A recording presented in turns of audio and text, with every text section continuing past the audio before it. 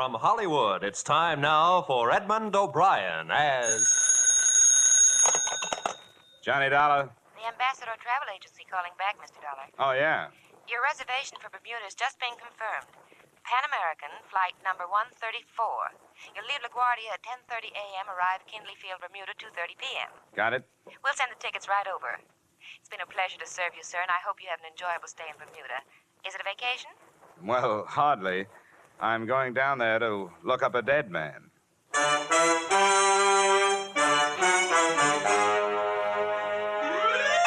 Edmund O'Brien in another transcribed adventure of the man with the action-packed expense account. America's fabulous freelance insurance investigator. Yours truly, Johnny Dollar.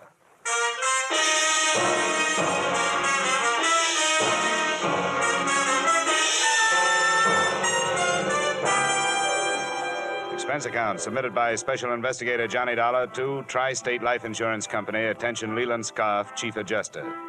The following is an accounting of my expenditures during investigation of the Earl Chadwick matter.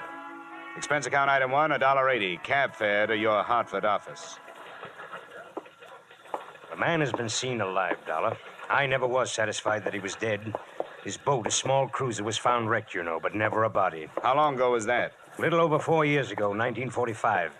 He was declared dead in 1947 in appellate court, and we were forced to meet the claim of his widow, or his wife and accomplice, as it might seem now. Go ahead. Here's the lady that saw and spoke to him. Mrs. Marshall, this is Mr. Dollar. How do you do? Mrs. Marshall?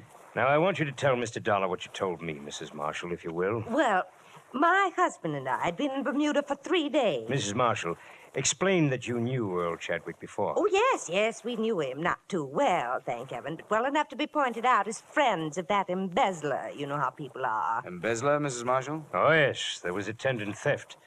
He worked at the Monticello Loan Company in New York City. $30,000 disappeared at the same time he did. Police theory was that he wrecked his boat while attempting to leave with the money. Now, Mrs. Marshall, how you happened to see him? We'd been there 3 days, and that night we went to this nightclub in Hamilton, slumming, so to speak. It's called the Port of Castile on the waterfront. It had been a number of years, mind you, and Chadwick was much thinner, but I recognized him. He was seated with some sailors, and I said, "Jerome, doesn't that look like Earl Chadwick?" And then you spoke to him. What else could I do? I was dying of curiosity. When he got up to leave, I met him and said, "Aren't you Earl Chadwick?" He denied it, of course, but being that close, I'm positive that it was. What did he say? Did he give you a name? No, but I found out. I felt I was quite within my rights in asking a few questions. The name he's using is George Brewster. Well, Dollar? What about Chadwick's wife? What happened to her? She remarried one of his business associates, Harold Anderson. Yeah. I had the girls draw up a complete record on the case. Photographs, police reports, everything you'll need. The wife's address is there in Queens, I think. All right, Mr. Scarf. I'll do what I can.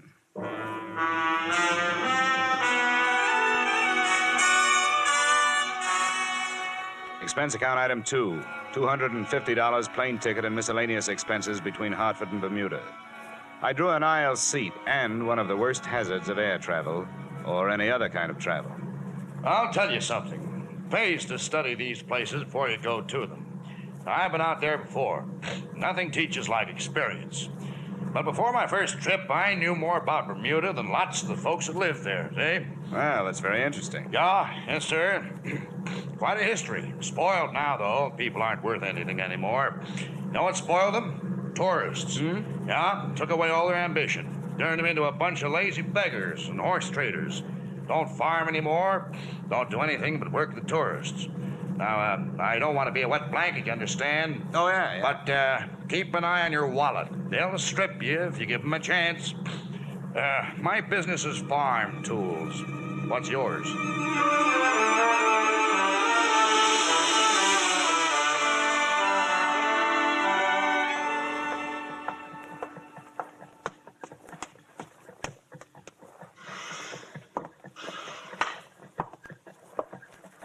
Yes, sir.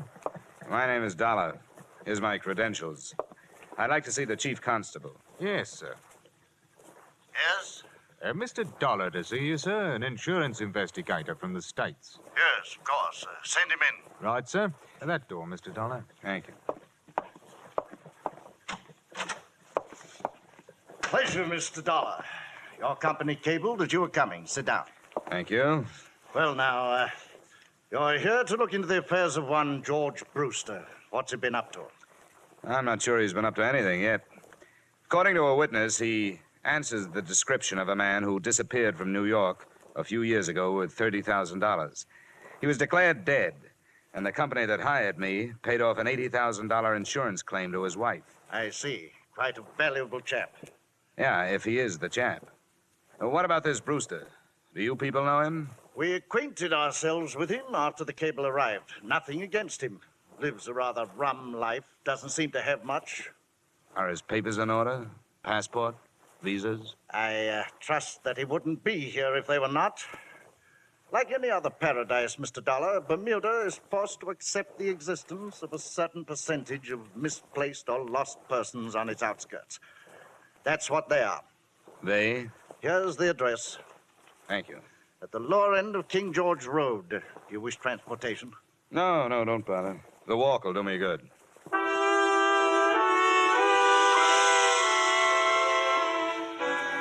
I decided against the King George Road address. Instead, I returned to my hotel, memorized the photographs of Earl Chadwick, subtracting a little weight from the somewhat flabby face. And that night, I found myself a table near the door at the port of Castile. I sat there nursing a minimum of foul drinks. It was 10 o'clock before he came in and found standing space at the bar. George Brewster? Or Earl Chadwick? What's the matter with you? What is this? I'm curious, too. How about coming over to my table? All right.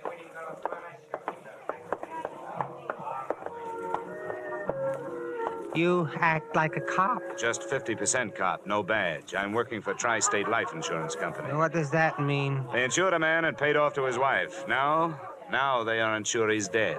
He belongs to that other name you threw at me. What was it? Chadwick? Earl Chadwick.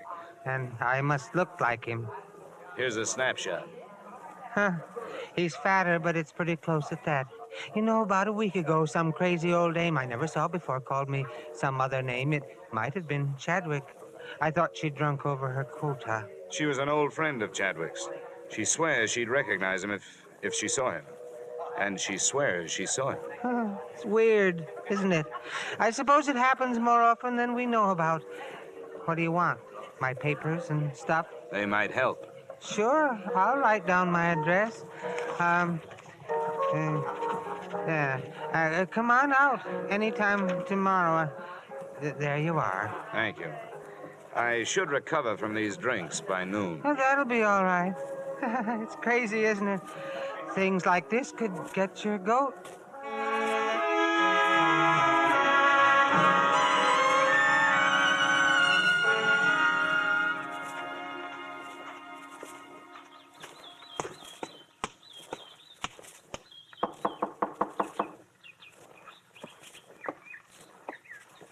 You the guy George was talking about last night? Probably. I'm Johnny Dollar. Is George here? No, he had to leave. He said you could come in. He said you could look at this stuff. Here's his passport and cards and things. How long have you known him? 2 years last month. You know where he came from? Never asked me where I came from. This guy, he looks like. He had a wife? Yeah. I want to take some of his personal things into town to check his prints against this passport. Shaving brush if he uses one, tubes, jars, anything. You think he's the guy? I'll have to find out. Never mind. You told me you were going. The prince would check against the passport, but it wouldn't make any difference. Now that it's started, why stretch it out? Why not make it easy? George? No, Earl. I'd almost forgotten. Earl. Where can we talk? I've got a hotel room. The statement he made filled in most of the blanks in the case. One, his wife was to have met him in Mexico City, but hadn't. 2, most of the stolen funds had gone to his wife to keep her going until she collected the insurance. So she got married. I didn't know that. She told me to wait, and I did. Grace, married. We can leave for the States Grace anytime and you're ready. Harold. Huh?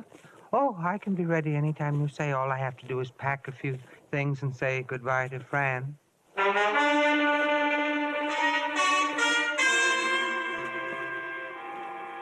Expense account item 3, space for 2 on New York-bound plane. Chadwick was a hard man to figure out, but one thing I did realize. Now that he'd started, he was almost happy to be going back to the people he'd left.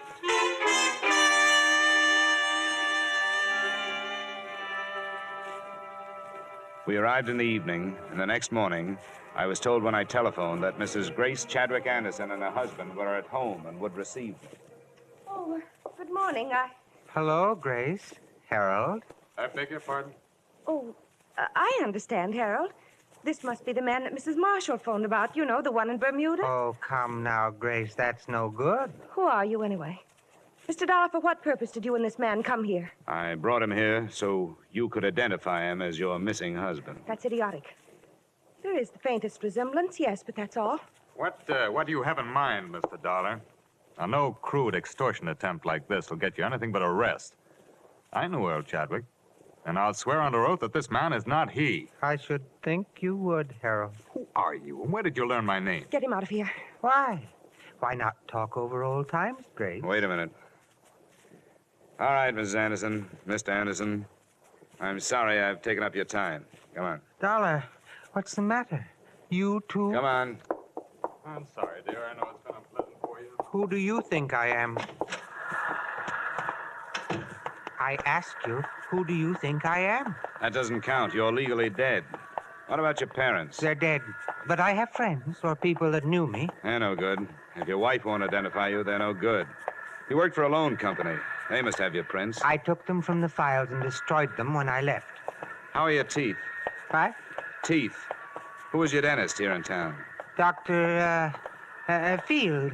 It's been so long. Dr. Homer Field. Drake, Professional Building, Manhattan.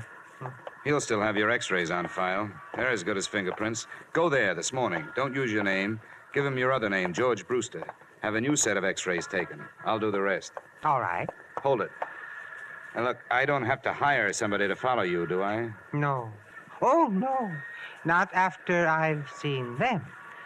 You don't have to worry about my going anyplace.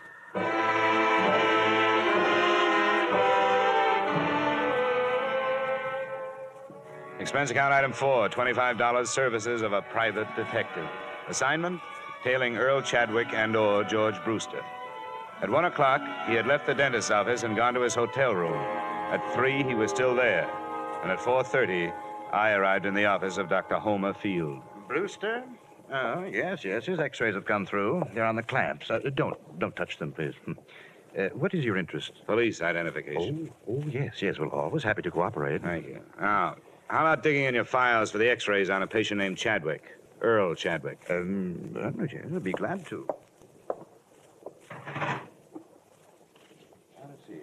Chadwick. Earl M. Chadwick, is that your man? That's the name. Ah, well, 1945. Ooh, he should have been in for hygiene. Those pictures, how do they compare with this new set? Brewster. Well, let's have a look. There's malocclusion, lower bicuspid, impacted third molar. Erosion inlay, very interesting. You mean they're the same in both sets of pictures? Oh, no, definitely not. Oh. But a man's mouth could change since 1945, couldn't it? Yes, it could, especially with neglect, but that would never cause a man to grow new teeth. Now, you see here, Brewster has one more incisor than Chadwick. The whole character of the mouth is different, I see, here. Yeah. I see. It's different, all right. Definitely. These two men would not look even faintly alike.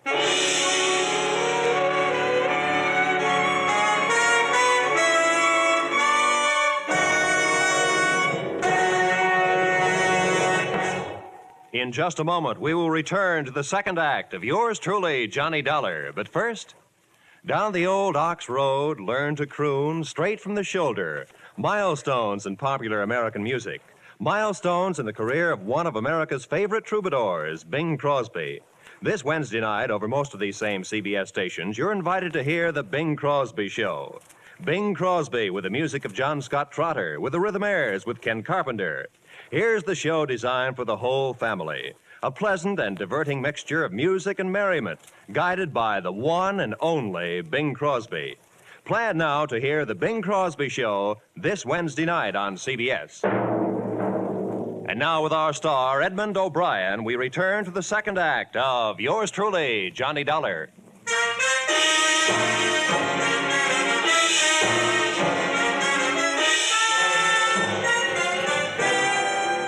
Look, Dr. Field, these x-rays labeled Earl Chadwick.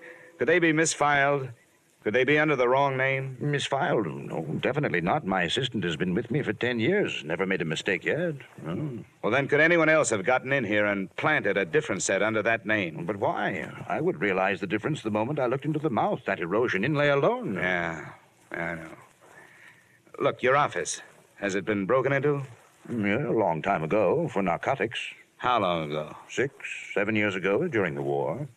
But not since then. I've missed nothing. The janitor, the nightman, does he have a key? No. It's cleaned in the evening, just before I leave. Robbery is out of the question. Just what is your problem, Mr. Dollar? Well, if I wanted to plant some x-rays in a file, where could I get some? Well, I never thought of it. But... Where would I go? Would you give me some? Oh, no, definitely not. That would be most unethical, unless, of course, you were a patient of mine and the x-rays were of your own mouth. Oh, thank you, Doctor. I think that's what I wanted to hear you say.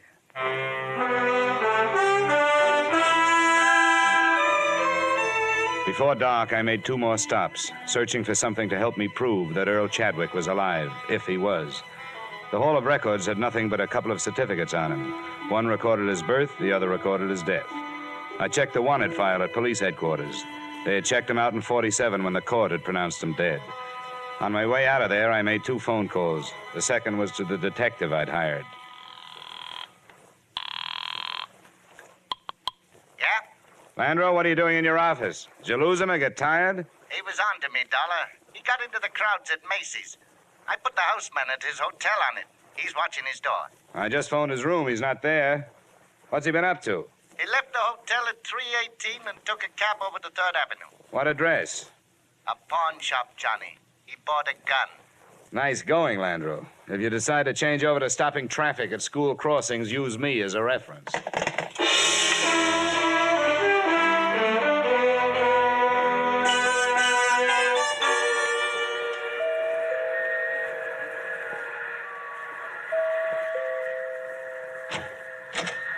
Where's your husband, Miss Anderson? He's here, but he Come doesn't... on, I want to talk to you both. You have no right to be barging. Where is he? What is it, Grace? Oh, it's you again. That's He right. forced his way into the house. Make him get out, Harold. I will if I have to. Now, look here. I don't know what that imposter has told you, and I don't care. If you choose to believe his lies, that's your business. And a sorry business it is. But I will not allow my wife and my home to be upset by his schemes any longer. Are you through? No, not quite. It's obvious to us, if it's not to you, that this man learned of the unexplained details surrounding Earl's death and is attempting to use this vague resemblance to his advantage. Now, extortionists land in prison, Mr. Dollar. And the only reason I haven't turned to the police before this is that we want to escape the notoriety of having past tragedies lived again. He bought a gun this afternoon. That makes him look like the double-crossed husband, doesn't it? The man's a maniac. I'm going to ask for police protection. Where is he? Who? This man. Do you know where he is? When I found out he bought a gun, I was afraid he was coming here to use it. Harold, I can't believe this is happening. Now, Grace, please. Why would he harm us? He doesn't know us, and we don't know him. He bought the gun to convince you, Dollar. He knows a lot about you, Anderson. He knows you were Chadwick's immediate superior in the loan company before he disappeared. Harold, it couldn't be, could it? Grace. It's been a long time. Maybe some disease could change a person that much. But he would have contacted Grace, me. Earl is dead. How did this man learn so much about us? As far as I can see, he's made only one mistake. The size of the theft. He says he stole 10,000. According to the record, 30,000 was missing. Of course, it's possible that it isn't a mistake. That somebody in the firm who knew what his plan was picked up the odd 20,000 and put it on Chadwick's account. Mr. Dollar, I have one thing to say to you before you leave. Earl Chadwick is dead. You're so right. And that's what troubles me. A legally dead man running around loose with a gun makes an interesting situation. Did you ever think of that? Who would the police look for? I'm going to my hotel in case you want to phone in your answer.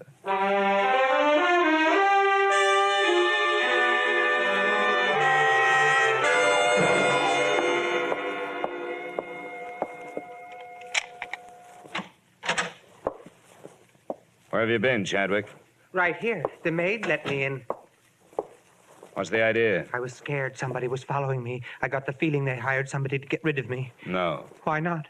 I haven't thought of that yet. Give me the gun. I need it. Come on, where is it? Never mind. Get away from me. Come on, where are you carrying it? Hey, you... How did you know I had it? What were you going to do with it? I told you I was scared. You thought I was going to kill them? The idea crossed my mind. No. What good would that do? How should I know what's going on in that head of yours? Why'd you come back, then? Just to get things straightened out. You wouldn't have had to. I haven't found a way to prove who you are. Oh, I knew I didn't have to come back. But everything was stagnant. Being George Brewster was dull. I thought that's what I wanted. A new identity, even without Grace. But I guess nobody's ever satisfied. And when you have a choice of who you want to be, then it's really hard. What about the x-rays? No good. The set under Chadwick didn't match the one you had taken today. They had to. They made a switch with somebody else's, probably Anderson's. It's an easy office to enter. Probably hired a cat burglar. Nothing at the Hall of Records, nothing at police headquarters. You're dead. What did the police say? I didn't talk to them. Why should I? The case is closed. You're dead. Lazarus, come forth. And he that was dead came forth, bound hand and foot with grave clothes, and his face was bound about with a napkin. Yeah? Landro, Johnny. Oh, yeah. Sorry I blew up. Forget it. I lost him, didn't I? How is it? Oh, it's a mess. I'm not getting any place. The only proof I can find is proof that he's dead. Maybe he should stay there. Yeah, I'm getting ideas myself. What about his draft board? They take prints. Police checked in 47. They lost. Look, I'm going to have to dummy up something. I don't want you to violate any trade secrets, but do you know a good forger? That depends. It'll be practically legal. All I need is a driver's license. I think that can be managed, Johnny. When? Tonight. It'll cost. Well, I'm working for a wealthy company. Oh, there's more, too, Landro. How about meeting us in your office in 45 minutes? Sure, Johnny. Bring a bottle. Expense account item 5, $500, one bogus 1947 driver's license complete with Chadwick's thumbprint. By 10 p.m., we were back in Landro's office. Johnny, how desperate is this Anderson? Desperate enough to welcome a nice, fast deal. Don't quote a price unless you have to. Just get him down here. Why anybody goes through all this to make prison? Prison? Come on, Landro, get on the phone. There's the number. You're my client.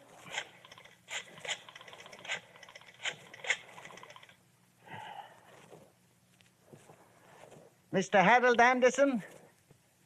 I'll be blunt. This is blackmail. I'm calling in the interests of Earl Chadwick. No, he isn't. He's alive. But I do have proof.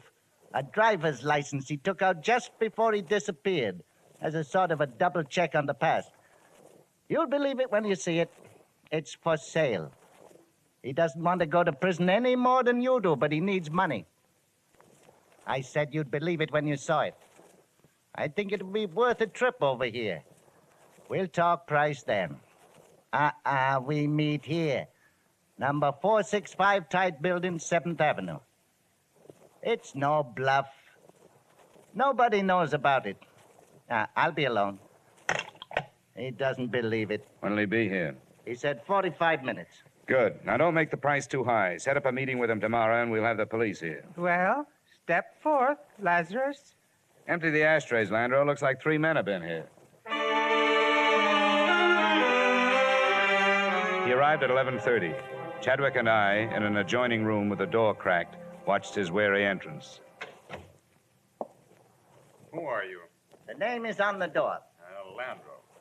You work under a license issued by the state of New York. Sometimes, but the license isn't important tonight.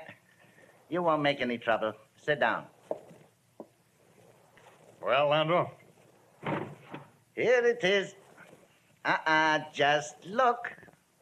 Name, a serial number, a date, a signature, and a thumbprint. Where is he? He'll phone me in the morning. Well, where's the man from the insurance company? Looking for Chadwick. He doesn't know about this yet. Why? Why has he waited this long? He didn't know everything that had happened. You and his wife. The money you made on it. What's the price? Well, as he put it to me, it ought to be figured from the 20 grand you took and the advance you've made in the company the last few years. How much? He'd like to start at 15,000. It would take a while. 5,000 tomorrow, say around noon. The other 10 within a week. That's when you get the license. Well, it would have to be later than noon tomorrow, but I brought 1,500 with me. That's a deal. All right. I'll give it to you. Hey, watch it. Don't do it. Anderson. Wait, Dollar. Landro, down. Landro. I'm all right. Chadwick. Chadwick. Chadwick. Pulse. Pull his collar down. Nothing? Nothing.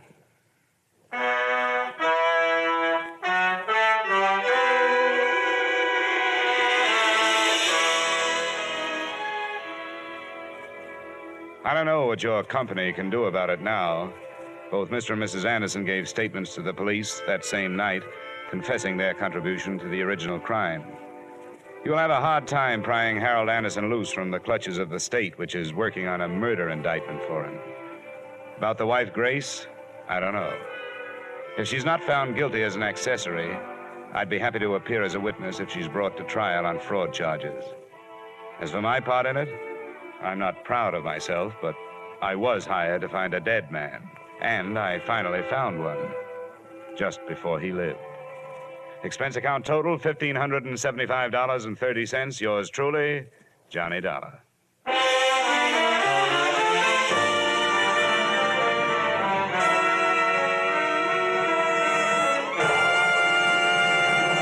Yours truly, Johnny Dollar, stars Edmund O'Brien in the title role and is written by Gil Dowd and David Ellis, with music composed and conducted by Leith Stevens. Edmund O'Brien can soon be seen starring in the Columbia Pictures production, The Los Angeles Story. Featured in tonight's cast were Lillian Baeff, Walter Burke, Virginia Gregg, John Boehner, Ben Wright, Tudor Owen, and Ted Osborne. Yours truly, Johnny Dollar, is produced and directed by Jaime Del Valle. Join us again next week at this same time when, from Hollywood, Edmund O'Brien returns in another transcribed adventure of Yours truly, Johnny Dollar.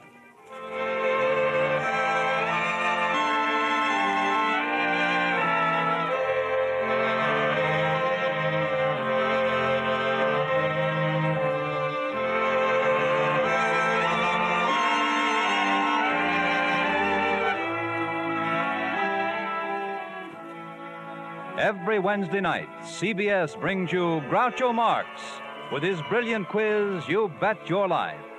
It's one of the brightest, most spontaneous, most genuinely funny shows on the air.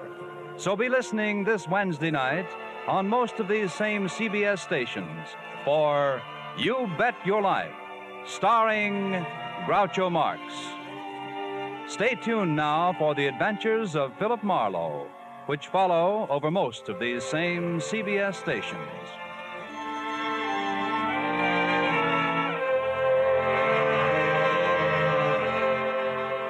This is CBS, the Columbia Broadcasting System.